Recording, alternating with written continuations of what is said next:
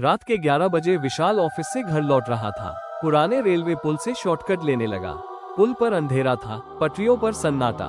अचानक पीछे से कदमों की आहट आई। मुड़कर देखा, कोई नहीं था। कदम तेज किए, आहट भी तेज हुई। पुल के बीच सफेद साड़ी में औरत दिखी।